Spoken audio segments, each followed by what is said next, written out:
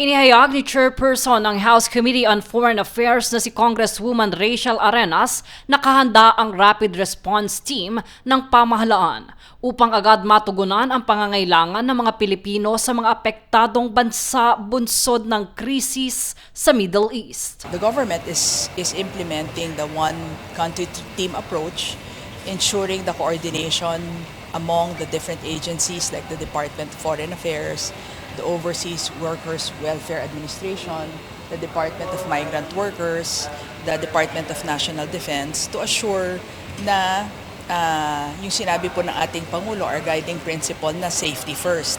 Pinayuhan din niya ang mga OFW na manatili sa mga ligtas na lugar at sundin ang mga abiso at tagubilin ng Philippine Embassy at pamahalaan. Sa pinakahuling datos, nasa 687 OFWs ang handa ng i-repatriate habang patuloy na inaayos ang kanilang ligtas na pag-uwi sa bansa. Samantala, may mahigit 300 OFW na rin ang nakatakdang makauwi, ngunit hinihintay pa ang mga ligtas na ruta ng paglalakbay, kabilang ang posibleng pagdaan sa Dubai. Ayon pa sa kongresista, nagtutulungan ang Department of Foreign Affairs, OWA at Department of Migrant Workers upang mapabilis ang proseso ng repatriation. Tiniyak din ng pamahalaan na may mga programang naghihintay para sa mga OFW na babalik sa bansa. Kabilang dito ang mga entrepreneurial partnership programs, gayon din ang tulong mula sa CHED at TESDA para sa pagsasanay at karagdagang kasanayan. Samantala, isa sa ilalim din sa human profiling ang mga OFW pagdating sa bansa upang matukoy ang kanilang pangangailangan at agad na matulungan makabalik sa kani-kanilang mga lugar.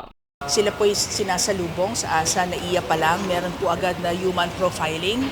And then, meron din po tayong transportation and financial assistance. Transportation assistance para po makabalik po sila sa respective provinces nila. Sinigurado din nila na nakikipagtulungan na rin ang Kongreso upang matiyak ang sapat na pondo para sa mga programang tutulong sa mga apektadong OFW. Dagdag pa ng kongresista, layunin ng mga hakbang na ito na matiyak na hindi mapapabayaan ang mga Pilipino sa gitna ng krisis. Dagdag pa niya, maaaring makipag-ugnayan ang mga OFW sa mga embahada ng Pilipinas at sa mga online platform ng pamahalaan para sa agarang tulong. Sinigurado din nila na sa oras na makauwi sa bansa, nakahanda rin ang Department of Social Welfare and Development o DSWD na magbigay ng psychosocial support sa mga repatriated OFWs. Sa tulong ng mga social worker, bibigyan sila ng counseling at stress debriefing upang matugunan ang posibleng trauma o anxiety